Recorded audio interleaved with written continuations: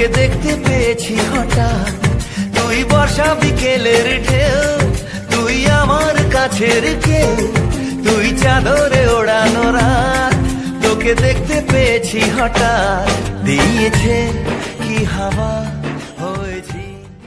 Hello guys, welcome back to my channel Promiya creation. তো তোমরা সবাই কেমন আছো? আশা করছি ভালো আছো। তো আজকে টাইটেল থাম্বনেল থেকে তোমরা বুঝতেই গেছো যে তোমাদের দাদাভাই ফাইনালি আজকে বাড়ি আসছে।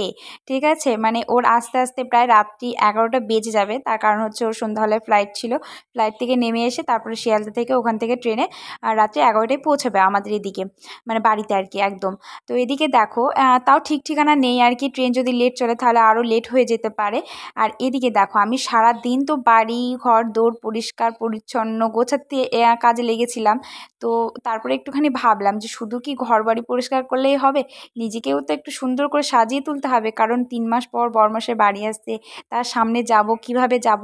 আর একটা কথা বলছি, ঠিক আছে, সত্যি কথা, এটা কিন্তু অনেস্ট কথা, তোমার দাদাভাই না যখনই বাড়ি আসে তখনই যেন কেমন একটা আমার যেন লজ্জা লজ্জা লাগে, কেমন ওকে মানে দেখে মনে হয় একটা লজ্জা, মানে প্রথম যেরকম একটা ব্যাপার ছিল না, লজ্জা লাগতো কথা বলতে, তারপরে চোখের দিকে তাকাতেও ঠিক তেমনই, মানে এই বাড়ি আসে না তখনই লজ্জা লাগে।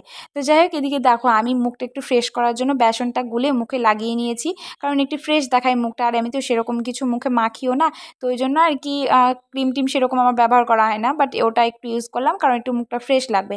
আর হাতে পায়েও আমি নেল পলিশ পরে নিলাম। তো হাতে পায়ে নেল পলিশ পরা হয়ে গেছে, তারপরে আবার ঘরের সব বিছানা চাদর নতুনগুলো ওগুলো পেরে নিলাম। আর এদিকে দেখো, এদিকে আমি রেডি হচ্ছি, তো কারণ হচ্ছে একটু বাজারের দিকে যাব। তো এর আগে একটা ভিডিওতে বলেইছি তোমাদের যে সারপ্রাইজ প্ল্যান করব তোমাদের দাদাভাইয়ের জন্য, তো সেটাই আর কি, সেটার জন্যই আর কি বাজারে যাব। সকালে গিয়েছিলাম এমনি বাজার টাজার করতে, যে রান্না বান্না করব সেই জন্য, বাট এখন যাব এমনি সারপ্রাইজ যেটা করব আর কি সেটাই। তো তোমরা পুরো ভিডিওটা ওয়াচ করো, ঠিক আছে, সবাই দেখতে থাকো, সব কিছু তোমরা জানতে পারবে কি করব না করব। আর আশা করছি তোমাদের অনেক অনেক ভালো লাগবে ভিডিওটা। অনেকে আশা করেছিলে তোমার দাদাভাই কবে বাড়ি আসবে, কবে দেখতে পাবে ভিডিওতে, কবে দেখতে পাবে, তো এবার থেকে সবাই দেখতে পাবে, ঠিক আছে। আর আমিও অনেক খুশি, কারণ 3 মাস পরে বরমশাইকে দেখতে পাবো। তো এদিকে দেখো আমি একদম ফুল রেডি হয়ে গেছি, আর ওদিকে ভাইও রেডি হচ্ছে, কারণ ভাই আর আমি যাবো আজকে। আর দেখো আমার বিছানার মানে ইয়েটা সুন্দর করে সাজিয়ে তুলেছি, আর ওদিকে আমার গুলো তাকিয়েও আছে। আর এদিকে তোমার দাদাভাই আর কি এয়ারপোর্টে বসে আছে। তো ওদের ফ্লাইট আছে 6টার দিকে, তো 6টা থেকে 7টা, না সরি আমি ভুল বললাম, 5টা থেকে 6টা পর্যন্ত ফ্লাইটে থাকবে, তারপর কলকাতায় ল্যান্ড করবে আর কি। এদিকে তোমার দাদাভাই ফোন করেছে, আমি বলছি কিছু খেয়েছো, তো বলছে না এখনও কিছু খাওয়া দাওয়া হয়নি, তো এরকম বলছিল। তো যাই হোক, ওর সঙ্গে কথা বলে নিয়েছি, আর ও অনেকটা হ্যাপি ছিল, বাট ওর চারিদিকে না অনেকে আছে, তো একটু কথা বলতে লজ্জা লাগছিল, কারণ ওর বন্ধুরা সবাই একটু রাগাচ্ছিল, তো তাই। তো এদিকে যাই হোক, এদিকে দেখো আমি দোকানে চলে এসেছি তোমার দাদাভাইয়ের সঙ্গে কথা বলে। আর তোমাদের দাদাভাই তো এখন আর ফোন করতে পারবে না, কারণ হচ্ছে ও এয়ারপোর্টে মানে প্লেনে একদম বসে পড়েছে, ঠিক আছে, তো ওখানে তো ফোন হয় না, তো সেই জন্য বললো ফোন আমার এখন সুইচ অফ থাকবে, তো তারপর নেমে তোমাকে ফোন করব। তা বললাম ঠিক আছে, তাহলে সাবধানে আসো। এদিকে দেখো তোমাদের দাদাভাইকে সারপ্রাইজ দেওয়ার জন্য আর কি কেক নিতে এসেছি, আর এখন কেক ছাড়া তো কোনো কিছুই অসম্পূর্ণ আর কি, কোনো সেলিব্রেট বলো, কোনো কিছু একটা করা বলো, সেটাকেই মানে কেকের দরকার। তো যাই হোক, তোমাদের দাদাভাইয়ের জন্য এখানে অনেক কিছু নিয়েছি, আইসক্রিম, তারপরে কেক, তারপরে আরও অনেক কিছু। দেখতে হলে তোমরা ফুল ভিডিওটা দেখতে থাকো, সব কিছু জানতে পারবে। আর আমি কতটা কি এই ভিডিওর মাধ্যমে তোমাদের সঙ্গে শেয়ার করতে পারবো সেটা জানি না, বাট এর পরের ভিডিওতে অবশ্যই, এক ভিডিওতে না হলে এর পরের ভিডিওতে আসবে, ঠিক আছে। এদিকে দেখো সব কিছু তো বাজারঘাট করা হয়ে গেল, তারপরে আবার এদিকে দেখো আজকে তো হচ্ছে ঈদের বাজার, মানে কি বলতো এই কদিন ধরে, মানে 1 মাস ধরে তো ঈদের বাজার চলছে, আর এখন তো মাত্র আর হাতে গোনা একটা দিন পরেই ঈদ, তো ওই জন্য আর কি ঈদের বাজারে প্রচণ্ড ভিড়। আমাদের ওই মাত্র 2টো জিনিস নিতে গিয়ে না অনেকক্ষণ দাঁড়িয়ে থাকতে হয়েছে, তার কারণ হচ্ছে মানে বেশি ভিড়, তো ওই জন্য। আবার এদিকে অন্য দোকানেও গিয়েছিলাম, মানে ভাইয়ের জন্য জামা প্যান্ট দেখতে। তো যাই হোক, এদিকে দেখো আমি বাড়ি চলেও এসেছি, ঠিক আছে, বাড়িতে চলে এসেছি, বাড়ি এসে বেলুন ফোলাতে বসেছি, কারণ এবার তো গোছাতে হবে নাকি, এবার কোথায় কি করব। আর আমার না ইচ্ছে ছিল এরকম বেলুন না নেওয়া, সেই যে লাভ বেলুনগুলো হয় না লাল লাল কালারের, ওইগুলো নেওয়ার ইচ্ছে ছিল, কিন্তু কোনো দোকানেই খুঁজে পেলাম না। অনেকটা দোকানে খুঁজে মানে ভাই খুঁজতে গেল, আমি খুঁজতে গেলাম, কিন্তু পেলাম না। ওগুলো মনে হয় অনলাইনে অর্ডার করলেই পাওয়া যায়, তো আর তো সময় নেই, অনলাইনে অর্ডার করলে যে চলে আসবে সেটা তো নয়, আগে করলে আসতো অবশ্য, কিন্তু আমি তো ভেবেছিলাম দোকানেই পাওয়া যাবে, তো ওই জন্য আর কি অর্ডার করা হয়নি। আর এই বেলুনগুলো দেখো আমি ফোলাচ্ছি কত কষ্ট করে, এত গরমে বাজার থেকে এসেছি, গরম একদম মানে সহ্য হয় না, আবার এদিকে ঘরে এসে বেলুনও ফোলাচ্ছি, তাই হাসছিলাম ভাইয়ের দিকে তাকিয়ে তাকিয়ে, আর ভাইও হাসছে।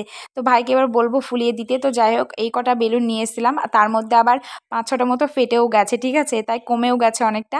তো এদিকে দেখো তারপরে আবার রেডি সেডি হয়ে গেলাম তোমার দাদাভাইকে না বলে, ঠিক আছে, আজকে স্টেশনে যাচ্ছি, পলাশী স্টেশনে, মানে আমাদের বাড়ি কাছে স্টেশনই, মানে অনেকটাই দূরে, 20-25 কিলোমিটার দূর। তোমার দাদাভাইকে না বলে যাচ্ছি, ঠিক আছে। কোনো সময় এরকমভাবে আমি ওর সাথে মানে যাইনি নিয়ে আসতে ওকে, এই প্রথমবার তোমাদের দাদাভাইকে জানাইনি যে ওকে আনতে যাচ্ছি, ঠিক আছে। ওর ট্রেন লেট আছে, হ্যাঁ এবার লেট আছে বলে তো ভাবলাম, ভাইকে বললাম চল দুজন মিলে ওকে নিয়ে আসি, ওকে একটু সারপ্রাইজও দেওয়া যাবে, ও চমকে যাবে। ওকে কিন্তু বলিনি, ঠিক আছে, যে আমরা যাচ্ছি। তো চলে আসলাম, আর রাত্রিবেলায় দেখলে রাস্তাঘাটে কেউ ছিল না, অনেকটা ভয়ে ভয়ে গিয়েছিলাম যে রাস্তাঘাটে এখন মানুষজন কে কী কেমন আর কি, ওই জন্য। তো তারপরে চলেও আসলাম, এদিকে দেখো স্টেশনে এবার এসে অপেক্ষাও করছি, তো ট্রেন এখন অ্যানাউন্সমেন্ট করেনি। তো একটা কথা তোমাদের সঙ্গে শেয়ার করছি, ঠিক আছে, এই যে স্টেশনে গিয়েছে ওকে আনতে, এমন একটা ফিল হচ্ছিল না, আর খুব লজ্জা লাগছিল, আর বুকের মধ্যে কেমন যেন একটা মানে ধরপড় একটা কেমন একটা ব্যাপার হচ্ছিল, যে মানে এরকমভাবে আনতে যাওয়া কোনো সময় হয়নি। তোমাদের দাদাভাই বাড়িতে এসেছে, বাড়িতে দেখেছি এরকম একটা ব্যবস্থায় ছিল, কিন্তু বাট এই যে ট্রেন আসছে, তারপর ট্রেনের অ্যানাউন্সমেন্ট করছে, এই যে বলে দিচ্ছে আসছে, তো এটা নিয়ে না খুব এক্সাইটমেন্ট ছিল। তো এবার কিন্তু ট্রেনের অ্যানাউন্সমেন্ট করে দিয়েছে, ঠিক আছে, ওই যে ঢুকছে, লাইট জ্বলছে, আবার মানে এই টাইমে আমি কোথায় যাব, কোথায় কি করব, আমি সেটাই ভেবে পাচ্ছি না। আমি তো ভেবে আছি যে ওকে প্রথমে আমি দেখা দেবো না, ও যেন ফার্স্ট আমাকে না দেখতে পায়, মানে আমি দেখতে পাবো তোমার দাদাভাইকে, ঠিক আছে, আমি যাব ওর কাছে দৌড়িয়ে, বাট ও যেন না দেখতে পায়। ওই জন্য ভাইকে বলছিলাম একটু আড়ালে আয়, আড়াল থেকে ভিডিও বানা, নাহলে তো ভাই যদি আবার সামনের দিকে থাকে তাহলে দেখে ফেলবে। তো যাই হোক তোমার দাদাভাইয়ের আসতে না অনেকটা কষ্ট হয়েছে, তার কারণ হচ্ছে ট্রেনে প্রচণ্ড ভিড় ছিল, কারণ সামনেই তো ঈদ একটা দিন পরে, তো তাই সবাই যারা বাইরে ছিল কিংবা ফৌজি যারা ছিল, তো সবাই তো ছুটিতে এসেছিলো, তো ওই জন্য পা ফেলার জায়গা ছিল না ট্রেনের মধ্যে। তো ওই জন্য আর কি খুব কষ্ট হয়েছে ওর আসতে, মানে খুবই কষ্টের মধ্যে এসেছে এত গরমে, তাও তো এই যে দেখো ট্রেন তো চলে এসেছে। তো ট্রেন এসেছে, এবার তাও তোমাদের দাদাভাইকে খুঁজে পাচ্ছি না আমি আপাতত। তো আমি ভাইকে বলছি কোথায় একটু দেখ, আমি তো খুঁজেই পাচ্ছি না, আমার যেন কেমন লাগছে যে আমরা তো এদিকে চলে আসলাম, ও কি সামনের দিক থেকে আগে চলে গেছে নাকি না পিছন দিক থেকে নেমেছে, কিছুই তো বুঝতে পারছি না। ও যদি আমাদের মানে আগেই চলে যায় অটো ধরতে কিংবা অন্য কোনো জায়গায় বাস ধরতে, তো সেটা ভাবছিলাম, আর ভয় লাগছিল যে যদি না পাই এরকম একটা মনের মধ্যে কাজ করছিল। তো যাই হোক আমি আবার ভাবতেও মানে বুকের মধ্যে হাত দিয়ে ভাবতে যাচ্ছি যে পেয়ে যায় যেন। তো খুঁজে পাচ্ছি না, ঠিক আছে, প্রায় 2-3 মিনিট ধরে খুঁজেছি, আর অনেক ভিড় ছিল, তো ওই জন্য আর কি খুঁজে পাচ্ছিলাম না। তখন দেখতেই পাচ্ছ তোমরা, দেখো স্টেশনে কত ভিড়, কত মানুষজন ওই ট্রেন থেকে নামলো। এর আগে তো একটা মানুষও ছিল না স্টেশনে, কিন্তু দেখো এবার কতজন হয়ে গেছে। তো যাই হোক ভাই আর আমি দুজন মিলেই খুঁজছিলাম, আর আমি খুঁজতে এক পা এগিয়ে যাচ্ছি সামনের দিকে, আর আমরা তো পিছনের দিকে ছিলাম, আর তোমার দাদাভাই আছে একদম সামনের দিকে, মানে সামনের দিকে বলতে গেলে একদম মিডিলের দিকে ছিল। তো আমরা তো মিডিলের দিকে ছিলাম না, আমরা পিছনের দিকে ছিলাম, তো এবার মিডিলের দিকে যাচ্ছি আর কি আস্তে আস্তে। তো যাই হোক এবার দেখো আমি দেখতে পাবো, ঠিক আছে, মানে একটা মাত্র ওর একটু গেঞ্জের কালারটা আমি দেখতে পেয়েছি, ওটা দেখেই পুরো আমি জাস্ট দৌড় দিয়েছি।